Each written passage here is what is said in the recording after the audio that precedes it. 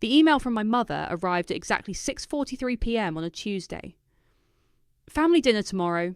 Tristan has exciting news. Business casual attire. Non-optional. I'm Josephine, and I should have known better. In my family, exciting news usually means my younger brother is about to set something on fire and expect everyone else to bring water. I arrived at LeBlanc precisely on time, while my parents and Tristan were already seated, champagne flowing. My mother's Cartier bracelet caught the light as she waved me over, her smile a touch too bright. Joey? Finally. Tristan was just telling us about his new venture. Mum's voice had that familiar lilt, the one reserved for discussions about my brother's genius. Tristan lounged in his chair, designer watch glinting. Sis, you're going to love this. It's the perfect intersection of crypto and music streaming. We're calling it Beat Chain. I ordered a whiskey neat. I'd need it. The potential is massive, Tristan continued, pulling out his iPad. We've got interest from major labels, tech investors circling. We just need seed capital to secure the patents. Dad leaned forward, eyes shining. Show her the projections, son. The next 20 minutes were a blur of buzzwords and hockey stick graphs. I kept my face neutral, even as my stomach turned. I'd seen this show before. 3 failed startups in 2 years, each one funded by our parents' investment. So, Tristan finally concluded, we need 80,000 for the initial push. And Joey, you're the perfect partner for this. My whiskey froze, halfway to my lips. Partner? We know you've been saving, Mum interjected smoothly, for that ridiculous starter-home idea. But this is a real investment opportunity. Family helping family. The room suddenly felt very small. You want my savings? The money I've been putting aside for 3 years? Don't be dramatic, Dad said sharply. This is business. You've always been good with numbers, but you lack vision. Your brother sees the big picture. The big picture? I set my glass down carefully. Like the NFT marketplace that lost 40 grand? Or the social media app for pets? Tristan's face darkened. Those were learning experiences. This is different. It always is. I stood up, grabbing my purse. The answer is no. Mum's chair scraped back. Josephine Ann Nichols, sit down. We're not finished. Actually, we are. I'm not giving Tristan my savings. After everything we've done for you, Dad's voice rose. The college tuition? The support while you found your footing? I laughed, a sharp, ugly sound. You mean the tuition you made me take loans for? The same loans I paid off while Tristan was finding himself in Europe? You've always been jealous, Tristan spat. Bitter that I take risks while you play it safe. Count your pennies in your little analyst job. My little job pays my bills. When's the last time you made rent without Mom's help? Mom's face went white. How dare you? This is about loyalty, about family. Family? My voice was steady now. Family doesn't demand. Family doesn't manipulate. And family certainly doesn't track my savings account to fund another pipe dream. Dad stood up, towering over the table. If you walk out that door, you're no longer part of this family. No more holidays, no more support, nothing. I looked at each of them. Mum's theatrical tears, Dad's rigid anger, Tristan's entitled sneer. Years of similar scenes flashed through my mind. My academic achievements ignored, my promotions dismissed, my careful planning mocked. Okay. I shouldered my bag. Consider me gone. You'll regret this, Tristan called after me. When Beat Chain hits big, don't come crawling back. I walked out of LeBlanc into the cool evening air, hands shaking but steps sure. My phone buzzed, probably Mum with another guilt trip. Instead, it was a text from my best friend Sadie. Check your brother's socials, you're going to lose your mind. I opened Instagram and there it was. Tristan, posted 2 hours before dinner, in front of a new Tesla. Caption, big moves coming, dreams require investment. Shucks blessed nahanin entrepreneur mahanin success. He'd already assumed I'd cave. They all had. I blocked his account, then my parents' numbers, and ordered an Uber home. As the city lights blurred past, I felt something shift inside me, like a door closing or maybe opening. They'd finally shown their whole hand, and I'd finally stopped playing. My phone buzzed again. Sadie, you okay? No, I typed back. But I will be. For the first time in years, I believed it. 3 months passed in blessed silence. No family dinners, no guilt trips, no late night calls about Tristan's latest breakthrough. I threw myself into work, earned a promotion, and started seriously house hunting. The weight I hadn't known I was carrying lifted from my shoulders. Sadie and I were having our weekly wine night when my phone lit up with my mother's number. "Ignore it," Sadie said, topping off my glass. "Remember what happened last time you gave them an inch?" The call went to voicemail. Then another came, and another. "They're persistent tonight," I muttered, silencing my phone. "Maybe Tristan's Tesla got repoed," Sadie snorted. My laptop pinged with an email notification. Subject line, "Urgent. Please read. Mum." "Don't you dare," Sadie warned, but I was already clicking. "Josephine, it's urgent. Tristan is in serious trouble. Please call us. We need your help." "Mum." "Delete it," Sadie said firmly. "This is exactly how they pull you back in." My phone buzzed again. This time it was my father. "Something's wrong," I said. "Dad never calls twice." "That's because he's usually too busy worshipping the ground Tristan walks on." I stared at the phone. What if it's really serious? Then they can leave a message like normal people. Sadie grabbed my phone. "Remember Thanksgiving 3 years ago, when the emergency was Tristan needing bail money for drunk driving?" The phone kept buzzing. Finally, I snatched it back and answered. "What? Joey?" My mother's voice was thick with tears. "Thank God, we've been trying to reach you for hours." "I'm busy." "It's Tristan. He's in trouble. Real trouble this time." "When isn't he?" "He owes money. A lot of money." Her voice dropped to a whisper. "To people you don't want to owe money to." I sat up straighter. "What kind of people?" "Loan sharks. $300,000 worth." She choked back a sob. "And now there's some kind of investigation. They're looking at your father's accounts." "How did he get into this mess?" "The startup. It wasn't just your money he was after. He'd already taken loans, big ones, then he tried to cover them with gambling." "Jesus Christ!" I pressed my fingers to my temples. "And let me guess, you need my help?" "Please, Joey, we don't know what to do. Your father's reputation." "Stop!" I cut her off. "You disowned me, remember? Over $80,000 that would have gone straight into Tristan's pocket. And now you want my help with $300,000? "We were wrong," she whispered. "We see that now." Sadie was making frantic hang-up gestures, but something cold and calculating had awakened in my chest. "You want my help? Fine, but we do this my way." "Anything," Mom said quickly. "Whatever you need. Tomorrow morning, my place. Bring coffee, the good kind from that place on 5th. And bring something else too." "What's that?" "Humility." I hung up. Sadie stared at me.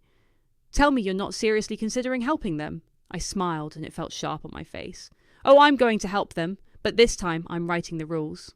"Joey, you should have seen the look on their faces when they tried to strong-arm my savings. Now they need me. Now I'm suddenly worth calling." I stood up, walking to my window overlooking the city. "They're going to learn exactly what it costs to buy back into my life." My phone pinged with a text from Dad. "Address?" I sent him my loft's details. The one I'd bought with the savings they'd tried to take. The one they didn't know about. "You're playing with fire," Sadie warned. "No," I replied, watching the city lights flicker like stars. "I'm playing their game. Family helping family, remember? Except this time, I'm setting the price." Another text came through, this one from an unknown number. "Ms. Nichols, this is Detective Rivera. We'd like to speak with you regarding some concerning financial transactions involving your name." My stomach dropped, but my resolve hardened. Tomorrow would be interesting indeed. "Want me to come over in the morning?" Sadie asked, reading my expression. "No, I need to handle this alone." I turned from the window. They're about to meet the daughter they never bothered to know. The night stretched ahead, full of possibility and danger. For once, I wasn't afraid of either. The doorbell rang at exactly 9 a.m. I smoothed my blazer, checked my reflection, and opened the door to find my parents looking smaller than I remembered. Mum clutched a coffee carrier from Saint's Coffee, her designer bag notably absent. Dad's usual commanding presence had deflated. "Nice building," Mum said, stepping into my loft. Her eyes widened at the floor-to-ceiling windows, the modern furniture, the view of downtown. "When did you—" Last month. Please, sit. They perched awkwardly on my leather sofa. I took my coffee and sat across from them, letting the silence stretch. Where's Tristan? I finally asked. He's unavailable, Dad said, his voice rough. He's not handling the situation well. You mean he's hiding? I took a sip of coffee. Tell me everything. Start with the loan sharks. The story spilled out in fragments. Beat Chain had been a scam from the start. No real tech, no record labels, just elaborate presentations and empty promises. Tristan had borrowed from increasingly dangerous people, using the family name as leverage. When that wasn't enough, he'd turned to underground gambling rings. We can fix this, Mum insisted, mascara smudging beneath her eyes. If we all pull together, access some emergency funds. You mean my emergency funds? We're victims here too, Dad snapped, then caught himself. Joey, please! Your brother made mistakes, but he's family. Funny how family only matters when you need something. I opened my laptop. I've been doing some research since last night. Would you like to know what I found? They stayed silent. Tristan used my name, my credentials. He listed me as CFO in documents to investors. Did you know that? Mom's face went pale. He wouldn't. He did. Which means I'm legally exposed. So here are my terms. I pulled out a folder. I'll help, but everything happens my way. Of course, sweetheart, Mom said quickly. Whatever you think is best. First, I hire my own forensic accountant and legal team. They'll have complete access to everything. Family accounts, business records, all of it. Dad started to protest, but I held up my hand. Second, every cent I put toward this mess is a formal loan with interest. You'll both sign contracts today. Contracts? Mum whispered. Between family?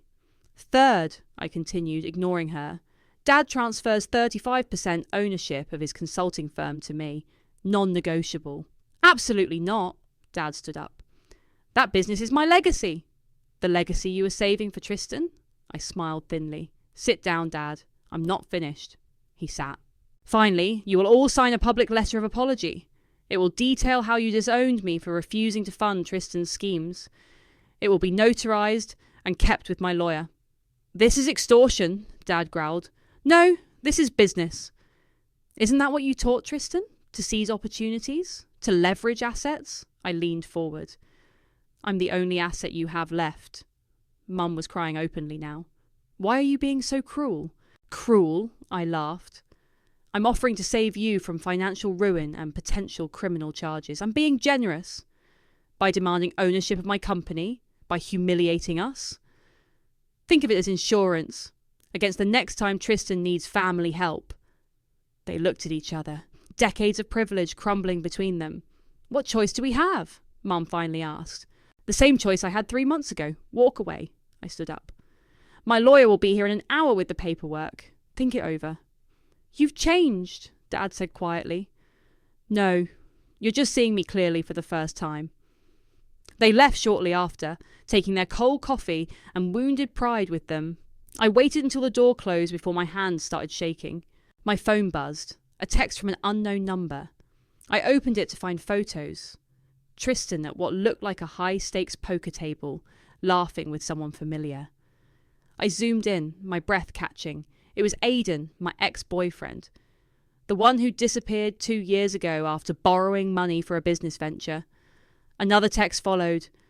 Thought you should know who your brother's been playing with. There's more where this came from. I saved the number, my mind racing. If Aidan was involved, this went deeper than family drama. This was something else entirely. The intercom buzzed, my lawyer arriving early. I straightened my blazer again, tucked the phone away, and pushed down the churning in my stomach. Time to make it official. Time to make them pay. I found Aidan exactly where I knew he'd be, at the Grove, the overpriced coffee shop where he used to hold his business meetings. 2 years hadn't changed him. Same carefully messy hair, same expensive watch, same practiced smile when he saw me approach. Joey, he said, standing, I was wondering when you'd show up. Sit down. I slid into the chair across from him. Tell me everything about Tristan. Straight to business, you haven't changed. And you're still deflecting. How long have you been working with my brother? Aidan sighed, running a hand through his hair. About 8 months. Met him at a poker game. He was impressive. reminded me of myself. You mean he was an easy mark? Actually, he was good, really good, until he wasn't. Aidan leaned forward. Look, I tried to warn him when things got serious, but he was convinced Beat Chain would save everything. What aren't you telling me? He pulled out his phone, scrolled for a moment, then pushed it across the table. On the screen was an investor pitch deck for Beat Chain. My name and credentials were prominently displayed. He used me as bait, I said flatly. Not just bait. He forged your signature on loan documents, used your credit history to secure funding. The whole thing was built on your reputation, not his. My coffee turned to acid in my stomach. How much? The loans, around 200,000. The gambling debts are separate. And you just watched this happen. Aidan had the decency to look ashamed. I got caught up in it.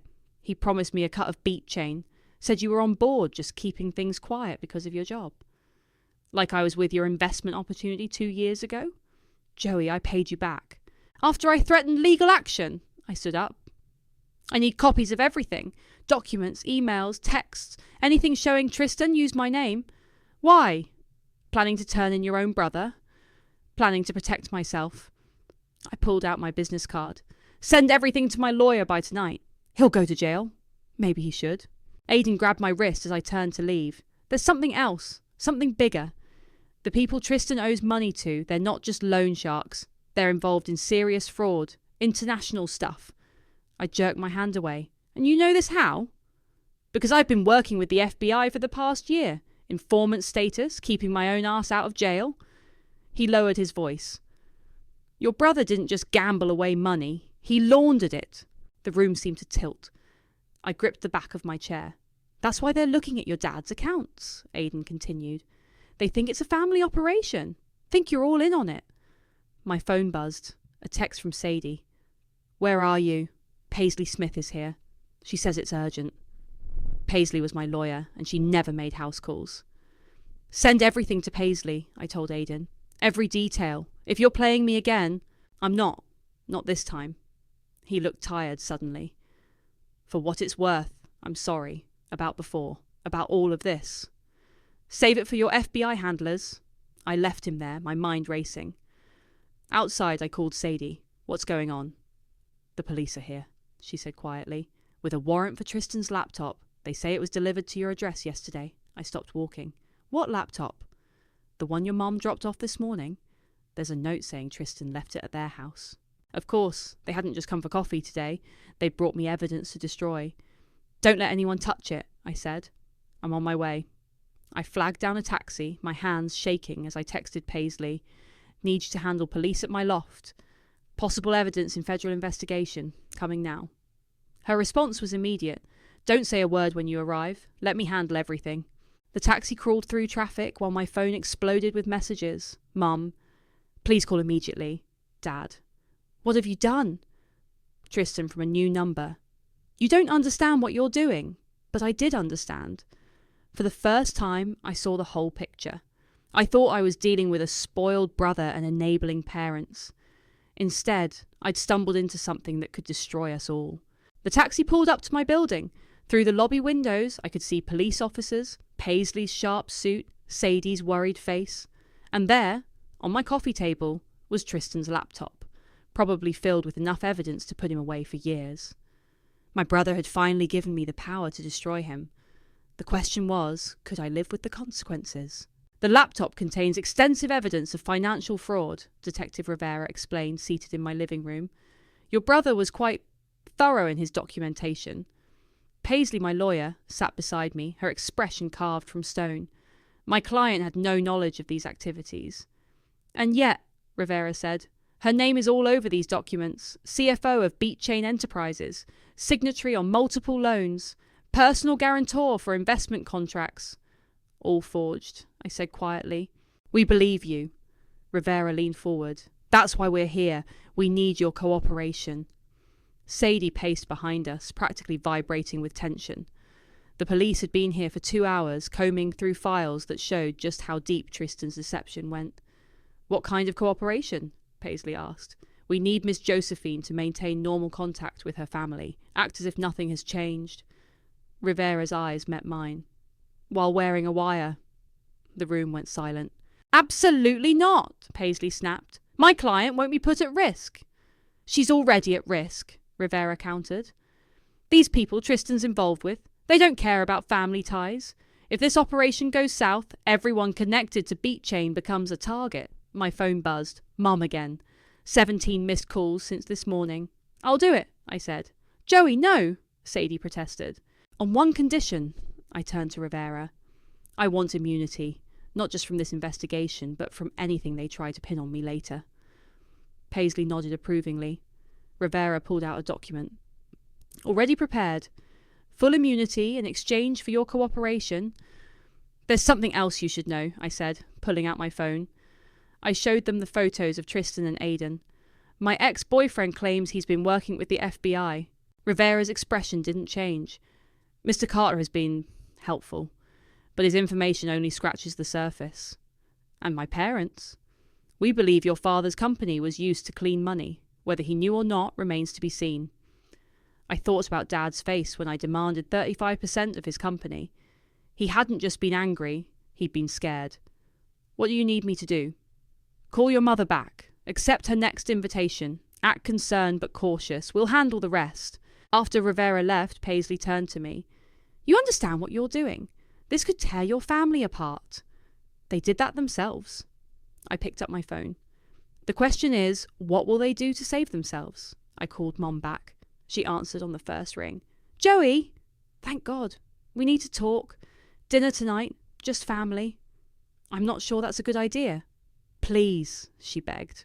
Your father and we've made arrangements about your terms, all of them. I caught Sadie's eye. She shook her head frantically. Fine. Where? The house. 7 o'clock. Tristan will be here too. I hung up and immediately texted my grandmother, Bianca. We hadn't spoken in years, but something told me I needed all the allies I could get. Need to talk. Family emergency. Real one this time. Her response came quickly. Finally, come now. Bring coffee. Sadie grabbed my arm. You're not seriously going to both meetings? Watch me. I gathered my things. Want to know why Tristan left his laptop here? Because he's planning something. They all are. Then why walk into their trap? Because this time, I'm setting one of my own. Grandmother Bianca lived in an old money apartment on the east side. She opened her door with a knowing smile. That boy always had weak bones, she said by way of greeting. But your mother hated your strength. That's why she tried so hard to break it. You knew? About Tristan's schemes? The money laundering? Of course. She poured tea from a silver service. Your father tried the same thing 20 years ago. Lost everything. That's why he resented you. You remind him of what he could have been if he'd chosen differently. My hands shook around the delicate teacup. I'm working with the police. Good. She set down her cup. I have something that might help. Documents from when your father's first business collapsed. Proof that this isn't his first dance with fraud. Why are you helping me? Because, she smiled, someone needs to burn it all down, and you, my dear, have the matches. I left Bianca's with a file full of ammunition and a question burning in my mind. Will you back me? I asked from her doorway. If I take it all, her smile turned sharp. Yes, darling. Burn the empire. I'll fund the rebuild. 7 o'clock approached. Somewhere, Detective Rivera was preparing surveillance equipment. Somewhere, my family was planning their defence. And I was finally ready to play offence. The family home looked exactly the same. Pristine lawn, perfect lighting, heavy door that always made me feel small when I knocked. Detective Rivera's wire itched against my ribs as Mum opened the door. Joey, sweetheart. Her smile was brittle. Come in. The dining room was set for 4, like countless dinners before. Dad stood by the fireplace, drink in hand. Tristan slouched in his usual chair, looking thinner than I remembered. Before we start, Mum said, we want you to know we've agreed to your terms, all of them. Have you?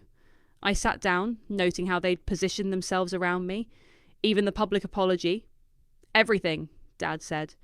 We've learned our lesson. Family comes first. Tristan leaned forward. Joey, I know I messed up, but with your help we can fix this. Make it right. Make what right exactly? I pulled out my phone, set it on the table. The fraud. The money laundering. Or just the parts that trace back to my name. The room temperature dropped 10 degrees. What are you talking about? Mom's voice wavered. Don't! I looked at each of them. The FBI has Tristan's laptop. They know everything. Dad's glass shattered on the hearth. Tristan went white. You gave them my laptop, he whispered. You left it at my place, remember? This morning. We didn't. Mom started, then stopped, understanding dawning. Oh, God! Yeah. Someone wanted me to find what was on it. Someone wanted me to take the fall. I turned to Tristan. Was that your idea? Or did your friends suggest it? Joey, listen, he pleaded. These people, you don't understand what they're capable of. Actually, I do. That's why I'm wearing a wire. Dad lunged forward. You're what? Recording everything. Have been since I walked in. The FBI is very interested in tonight's conversation. Mum collapsed into a chair. Why would you do this to us? To you? I laughed. You tried to frame me for international fraud. After spending my entire life making me feel worthless. After disowning me for not funding another scam. We can still fix this, Tristan insisted, if we work together. Like we worked together on Beat Chain. When you forged my signature, used my credentials. I had no choice. There's always a choice. I stood up. Here's yours. Confess everything. Take the deal they're offering. Or I release the evidence Grandmother Bianca gave me about Dad's first fraud conviction 20 years ago. Dad's face went from red to grey. She wouldn't. She did. Turns out she's been waiting years for someone to finally stand up to you. You little bitch, he snarled. After everything we've done for you. Done for me? My voice rose. Let's talk about what you've done. My 10th birthday, cancelled because Tristan had a soccer game.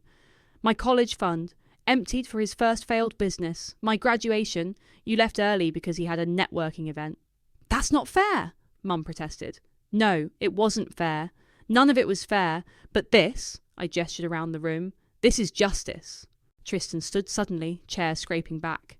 I'm leaving. They can't prove anything if I... Sit down, I commanded. The house is surrounded. Has been since I arrived. As if on cue, blue and red lights flooded through the windows. Mom started crying. Here's what happens next, I said calmly. You all cooperate. You sign confessions. You take the deals they offer. In exchange, I don't release the evidence about Dad's past. The company transitions quietly to my control. No public scandal. And if we refuse... Dad's voice was ice. Then I burn it all down, every secret, every lie, every crime. Grandmother Bianca's already transferred enough money to fund my lawyers for years. Footsteps approached the front door. Heavy, official footsteps. Time's up, I said. What's it going to be? Tristan broke first, shoulders slumping. I'll confess, all of it. Mum reached for Dad's hand. He pulled away. You were always a stranger to us, she whispered. I smiled, feeling nothing but cold satisfaction. And now I finally understand why. The doorbell rang. Detective Rivera's voice carried through. Police! Open up! I walked to the door, leaving them frozen in tableau. The perfect family portrait finally shattered. As I reached for the handle, I remembered all the times I'd done this before, letting myself out quietly while they celebrated Tristan's latest venture. Not this time. This time, I was letting justice in. They're all yours, Detective, I said, opening the door wide, and they have quite a story to tell. The courthouse buzzed with tension. Reporters clustered outside, hungry for details of the scandal that had rocked the city's business community. Inside, I sat with Paisley, watching my family's carefully constructed facade crumble under oath. Tristan took the stand first. Gone was the designer swagger, replaced by a department store suit and hollow eyes. Mrs. Smith, the prosecutor said, please ask your questions. Paisley stood. Mr. Tristan, please explain to the court how you used your sister's credentials without her knowledge. He glanced at our parents, then back at me. I copied her digital signatures, used her LinkedIn profile and work history to create fake documentation. The investors trusted her reputation more than mine. And the money laundering? Dad's company was perfect for it. Small enough to fly under the radar, big enough to move significant amounts. His voice cracked. Joey really didn't know anything. Mum sobbed quietly in the gallery. Dad stared straight ahead, stone-faced. Next came Aidan's testimony. He detailed the gambling operations, the international wire transfers, the the elaborate web of deception. With each word, my parents seemed to shrink further into themselves. "Your Honour," Paisley said, "I'd like to present evidence of similar financial fraud from 20 years ago involving the defendant, Reginald." "Objection!" Dad's lawyer jumped up. "Overruled!" The judge peered over his glasses. "Proceed!" Grandmother Bianca's documents painted a damning picture. Dad's first business collapse hadn't been bad luck. It had been calculated fraud. The pattern was identical to what Tristan had done with Beat Chain. Like father, like son, Paisley concluded. During a recess, Mom cornered me in the hallway. "You've destroyed everything," she hissed. "Are you happy now?" "You tried to destroy me first," I replied calmly. "The difference is I succeeded." "Miss Josephine?" A court officer approached. "You're needed in the judge's chambers." Inside, Detective Rivera waited with the judge and several attorneys. "We have a problem," Rivera said. "Some of Tristan's associates are making threats, against you specifically. We're offering witness protection," the judge added. "At least temporarily." I thought about my life, my career, my home, my friends. No, this is serious. So am I. I straightened my spine. I'm done hiding, done being careful. They want to threaten me? Let them try. Back in court, the verdicts came quickly. Tristan, guilty of fraud, money laundering, identity theft, 5 years. Dad, guilty of conspiracy and financial crimes, 3 years. Mum, probation for lesser charges. As the gavel fell, I felt nothing. No triumph, no satisfaction, just a hollow certainty that justice, while served, tasted like ash. Walking out of the courthouse, Sadie appeared at my side. "You okay? Ask me tomorrow." I watched my parents being led away. "Or maybe next year." "Joey!" Tristan called out as officers escorted him past. "I never meant... I'm sorry." "Save it for your parole hearing." Outside, reporters swarmed. "Miss Josephine, how does it feel to take down your own family? Any comment on the international investigation?" "Will you take control of your father's company?" Paisley stepped forward. "My client has prepared a statement." I took the microphone, looking directly into the cameras. Today isn't about family drama. It's about justice, about consequences, about the truth that privilege and power can't protect you from your own choices. Mom pushed through the crowd. "You were always cold, always different. Maybe that's why we never..." "Never what?" I turned to her. "Never loved me like Tristan? Never saw me as anything but a backup plan? Never thought I'd fight back?" She recoiled as if slapped. "Goodbye, Mum. Good luck with the restitution payments." Later that night, alone in my loft, I opened an anonymous package that had been delivered. Inside was a single playing card, the Queen of Spades, with a note. "And now, what will you do with the throne?" My phone buzzed with texts from unknown numbers. Threats, probably. I blocked them all. Grandmother Bianca called. "Well done, darling. The Empire's ashes look good on you." "I don't feel anything," I admitted. "That comes later. For now, focus on rebuilding. Your way this time." I walked to my window, watching the city lights. Somewhere out there, my parents were facing their first night of disgrace. Tristan was in a cell. The family name was in tatters. And I was finally completely free. My phone buzzed again. "Sadie." "Wine night?" "Not tonight," I replied. "I have an empire to rebuild." The Queen of Spades stared up from my desk. The throne was mine now, and I intended to wear it differently than they ever had. The conference room buzzed with nervous energy as 20 young women waited for their mentor session to begin. I straightened my blazer, picked up my coffee, and walked in. "Welcome to the Merit Foundation's first leadership program," I began. "I'm Josephine, and I built this organisation to help women like you, brilliant minds from working class backgrounds who have been overlooked or underestimated." A hand shot up. "Aren't you the one who exposed that huge financial scandal?" "Yes, and that's exactly why I started this foundation." I set down my coffee. "Because sometimes the biggest obstacles aren't external. They're the people closest to you." My phone vibrated. A text from Sadie. "Turn on the news now." I pulled up the live stream on the conference room's screen. There was Tristan being released early for good behaviour. Mum waited outside the prison, tears streaming down her face. No sign of Dad. He still had another year to serve. "Speaking of obstacles," I said, turning back to the group, Let's talk about how to recognise toxic support systems. After the session, Grandmother Bianca waited in my office. Your brother's making the rounds, she said, settling into a chair. Talking about redemption, second chances. Let him talk. I pulled up my investment portfolio. How's the new board treating you? She smiled wickedly. They're terrified of me, as they should be. The company's stock has doubled since we cleaned house. My assistant knocked. Miss Josephine, your mother's downstairs, says it's urgent. I thought about sending her away. Instead, I nodded. Send her up. Mum looked expensive but tired. Designer clothes couldn't hide the strain of the past months. Joey, she started, then corrected herself. Josephine, you look well. What do you want? Tristan needs a job, just something to get started. No. He's changed. He took courses in prison, got counselling. That's wonderful, I said coldly. He can use those skills somewhere else. Why are you helping strangers but not your own brother? I gestured to the conference room where the mentees were networking. Because they earned it. Because they're not entitled to it. Because they'll actually do something worthwhile with the opportunity. We're still family. No, we're not. We're business associates who share DNA. And right now, you're asking for an investment I'm not interested in making. She pulled out her phone, showed me Tristan's LinkedIn profile. He's already getting offers. Tech startups, investment firms. Then he doesn't need my help, does he?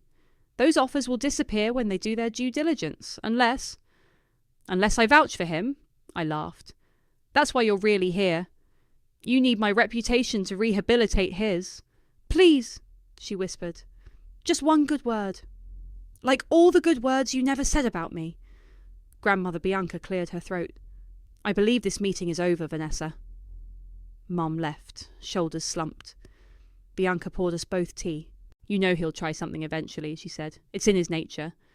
Let him try. I own the company now. I control the family assets, and I have something he never had. What's that? Actual skills. My phone buzzed. Detective Rivera. Heads up, your brother's been meeting with some old associates. Already? I texted back. That was fast. Want us to intervene? I thought about it. No, let him dig his own grave. Again. The mentees were leaving now, chattering excitedly about their projects. One stopped at my door. Miss Josephine, thank you. For showing us it's possible to succeed without compromising, I smiled. That's the secret they don't tell you. Real power isn't inherited or stolen, it's built. After everyone left, Sadie brought wine to my office. So, she said, pouring generously, ready to tell me why you really started this foundation? Because every time I sign a check or approve a grant, I'm rewriting my family's legacy. Their money isn't funding fraud anymore. It's creating something meaningful. And that's your revenge? No. I walked to the window, watching the sunset paint the city gold. My revenge was taking everything they had. This is my redemption. My phone lit up with a final text from Tristan. We should talk about the future. I blocked his number without replying. His future wasn't my concern anymore.